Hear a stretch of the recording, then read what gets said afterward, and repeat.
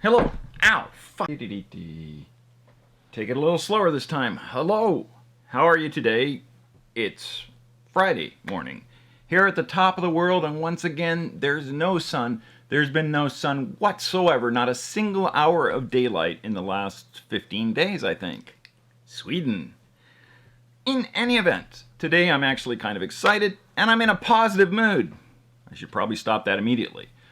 Today I don't have to look at shitty, no-talent YouTubers who just get numbers and get money because they're stupid and young and good-looking, and they connect with that kind of frat boy mentality, or whatever it is they're connecting with. Today I get to talk about one of the very few people on YouTube I feel is at the cusp of making a breakthrough into new art form. I don't think he's the one who's going to do it, but I think he's taken us quite far. He's by far considered the greatest video logger, vlogger on YouTube. Everybody more or less considers this guy to be the best. The reason is, before him, video logs and blogs used to be people sitting there in their room talking about the Seahawks. So it was a bunch of talking heads talking about the Seahawks, or it was a guy making jokes. It was very static. He took it all out into the world, and he did it at such a high level with his virtuosity that it inspired everybody to up their game. It's no secret who I'm talking about, but here's a visual clue. Alright, so here's our hint. This should have been a skateboard, but I don't have a skateboard, so I use my weight bench. And there, right there, that's it's a bendy tripod that he's holding onto, and see, he's got the camera monitor turned back so he can view it. And in his one hand, it should be a smoothie with a straw. I didn't have a straw, I didn't have a smoothie, so I got this glass, so you have to use your imagination. Then in the control of the TV controller should actually be the controller for his boosted electronic skateboard. And right there, that's how this individual zips around the streets of New York while he's drinking a smoothie, controlling his skateboard, and filming himself. It's quite a feat. It's not easy to do, even on a weight bench in the middle of my room. Look at that guy right there. That's a good-looking dude, I'm telling you. He's got style. So did you guess who our mystery YouTuber is? Here's another hint. Here he is live, zipping around on his skateboard to a helicopter. Here's a picture of his camera rig. Keep in mind that in the same hand he holds the camera rig, he has the controller and often has a smoothie. How he holds all these and maintains in control while curving in and out of New York City traffic is one of the mysteries of the age. It's Casey Neistat. And in case you don't know who that is, chances are you've either been living under a rock or you just don't watch YouTube, which is kind of the same thing. I didn't know who he was either 3 months ago. Since then I've watched about 100 of his films. He's had a pretty big impact.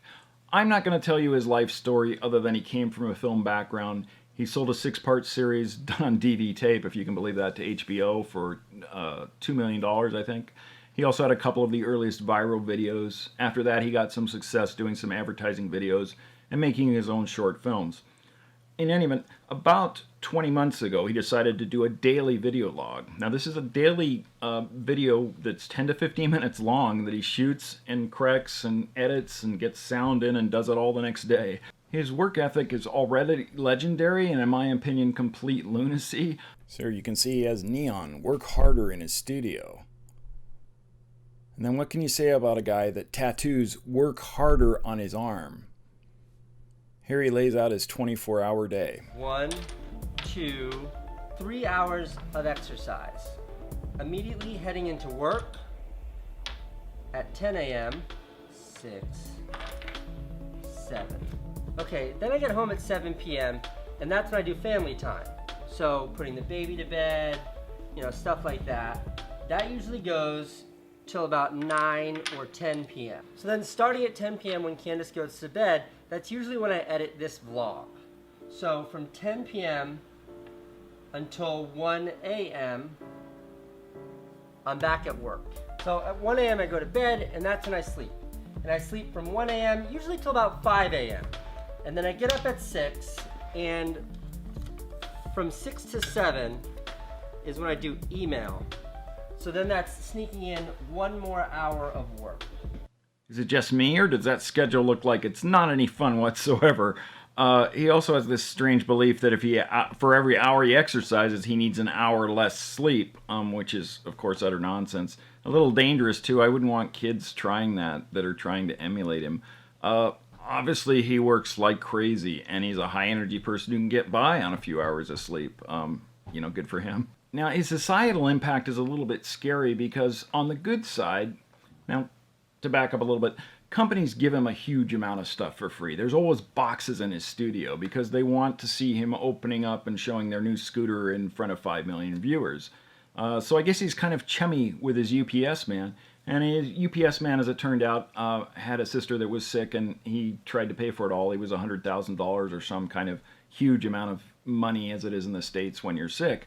And Casey simply asked his viewers to help out his UPS man, and in a few hours, $150,000 was raised. $151,000, $917, $151,917. That's the good side of his celebrity. The dark side he found out about a little later, did Casey. I think it was only, 10 days ago that he kind of did a video that just mildly encouraged people to vote for Hillary, and then said if you vote for Donald, you're part of the problem, and things like that. And that was fine. But then he went over the line and asked, I actually did a video about this, but he asked his big-name YouTubers, he challenged them to marshal their troops and get them to vote for Hillary as well. And boy, did the internet explode with a massive vitriol. Hillary Clinton. I will be voting for Hillary Clinton. And then watch the internet explode. Some of the comments: the amount of hypocrisy in this video is actually unreal. Lost a few million subscribers? It's like he has teeth but doesn't know how to speak. Casey proved he's about nothing but money. Dear America, you're fucked. Australia, meth-looking ass, and on and on. They compared him to Gollum. They compared him to nuclear war. It just got really ugly. A person is smart. People are dumb, panicky, dangerous animals, and you know it. So we've already taken a look at several of the hallmarks of a typical Casey Neistat video. He's zipping around in and out of New York City traffic on his skateboard. I demonstrated that perfectly on my weight bench. He's got his Ray-Bans on with the white rims. I don't have Ray-Bans, I just have these. He's got a high-energy approach when he takes up a subject. And then there's other things he does to often to give the story a more immersive feel. There's the time lapses. These are done in virtually every video, and they're often done from multiple locations with multiple cameras. There's the drone passes. He'll often do multiple passes with the drones as well, often going east-west then north-south, giving his videos an immersive feel. Then there's his workstation, his workshop. It's full of do-it-yourself projects. He does stop-action animation in there. He's actually got monitors to the side that are playing The Godfather in a loop. I don't know why he has that. I guess he really likes the film. Behind all the technique, what makes his videos so enthralling and entertaining is because often, not all the time, but often they have a pretty good linear story. It's not like watching a major motion picture, but they have a story. Most video logs that I watch don't have a story. David Dobrik just kind of wanders around in his life and films things. So does John Olson. He just shows events he's going to. And I don't want to pick on those guys, but they kind of need to be picked on because they need to do something more valuable. Let's take a look at one of my favorite Neistat videos that doesn't really contain that many of his technical moments. He's not whizzing around on a skateboard. But what he's doing is he's telling a story about a character overcoming an obstacle. So I'm edited this a little bit. I've cut out a couple of minutes. If that bothers you at all, find the full video. It should be easy to find. I'm also going to pop in right before the climactic sequence because there's something there that I think is important to pay attention to. Today's vlog is a mission. A rescue and recovery mission.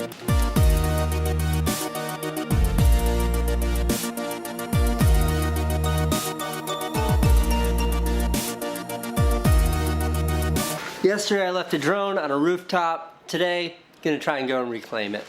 There are a lot of ways this can play out. To gain access to the roof, I can try to get to the interior of the buildings, climb up one of the interior fire escapes, gain access that way. Or, I can try to go into one of these buildings and then just go up the inside of the building. Both have inherent risks. Both probably count as trespassing. Right now I'm surveying the block. Now, there is a construction site here. How you doing? Or not, judging by the look of that security man.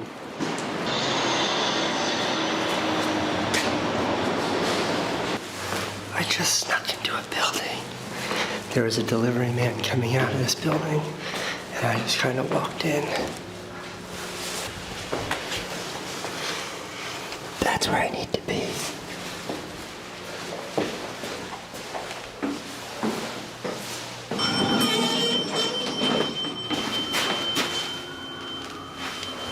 I think it's on the roof of this building.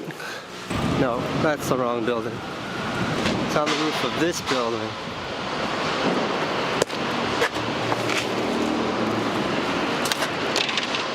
That's the rooftop. It's right there. There's a hardware store over here. Maybe I can sneak out through the back of the hardware store. How you doing? They don't have roof access from here. This isn't even the right building. There she is. The drone is still there.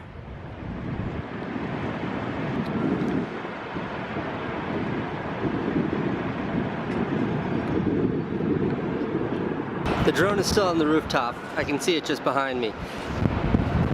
I can also see there's no way I'm getting on that roof. It's all residential buildings. They're all highly secure. I can't go to an adjacent building and climb over. There's no access. I need an entirely new approach.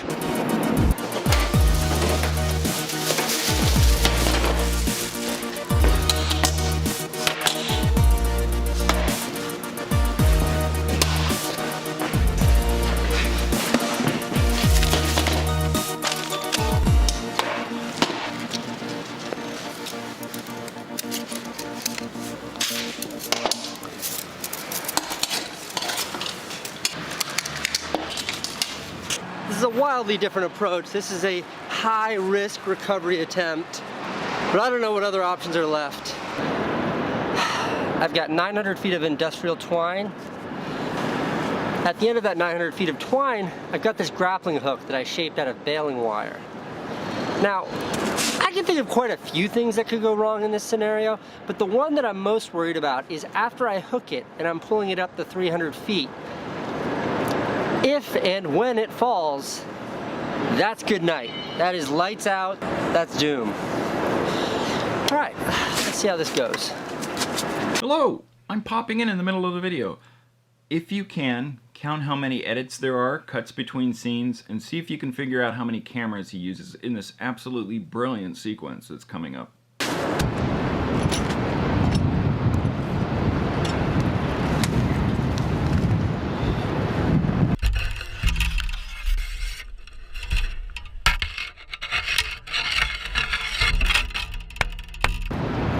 Lowering the grappling hook.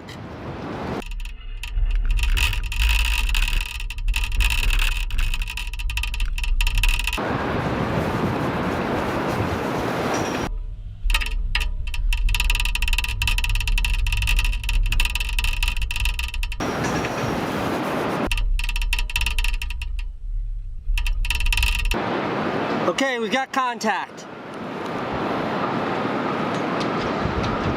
It is much further down than I had expected.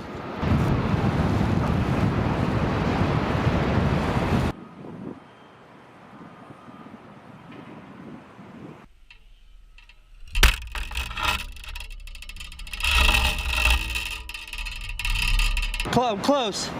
I'm close. I gotta swing it out. Swing it out. Come on. Very close.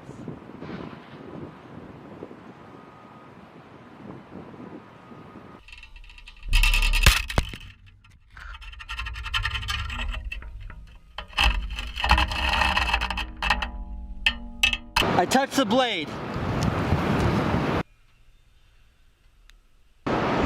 And drop.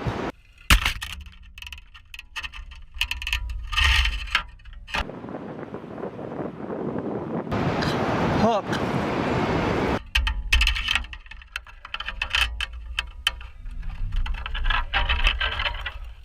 I think I've got it. I think I've got it.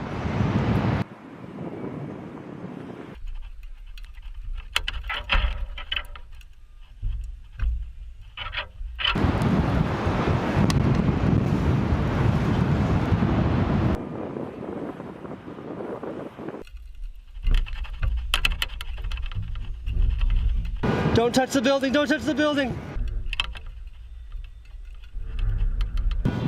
Got another 120 feet to go. Come on. You're almost home. Nice and easy. I can see the drone. I can see the drone. So close.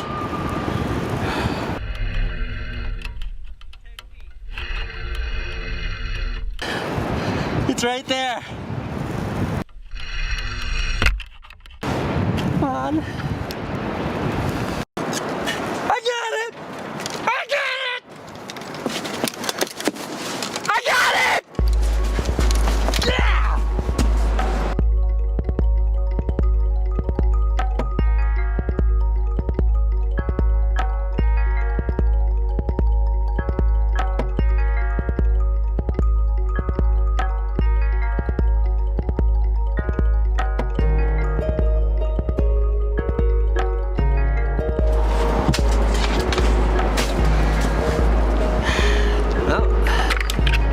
Mission accomplished. So I think you can see why this is probably my favorite Neistat video. He himself calls it my greatest, because I think he recognizes that. The sequence was about 2.5 minutes long. There were 52 edit cuts that I counted. I might have been off 1 or 2. And there were probably 4 cameras used. So that's typical Neistat, a very meticulous 5-10 minute procedure, but he understands how things work so well in the world of cinema that he was able to compress it down and make it a very exciting sequence. So in conclusion, I did this sort of as a primer onto Casey Neistat because he's such a dominant talent in the YouTube space.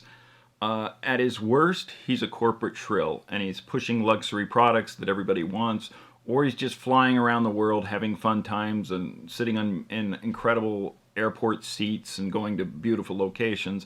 And there's nothing wrong with that, but that's actually the worst of Casey Neistat because he's almost like a corporate pitchman at times. He's so enthusiastic about a fit band or something that he makes it seem like he's just a fan, when I suspect he's getting paid and paid well on the back end. But at his best, he can make tight little movies. There's something about the immediacy of his videos. There's something about the skill involved in the editing. Somewhere in there, there's a new art form coming. There's something about being able to edit and create a story out of a bunch of shots that you didn't really plan. That is not reality TV. There's something far beyond that. And I think we're sort of getting there. And I think Casey Neistat, whether he's swinging from a helicopter, selling you a 360-degree camera, or he's jumping off an incredibly dangerous cliff in St. Bart's, or he's snowboarding in the middle of New York's Times Square, there's always something new and always something entertaining about him. In the end, the Neistat magic is Neistat himself. The enthusiasm he brings to his work. This is a guy who clearly loves every aspect of what he's doing, and it comes across on the screen.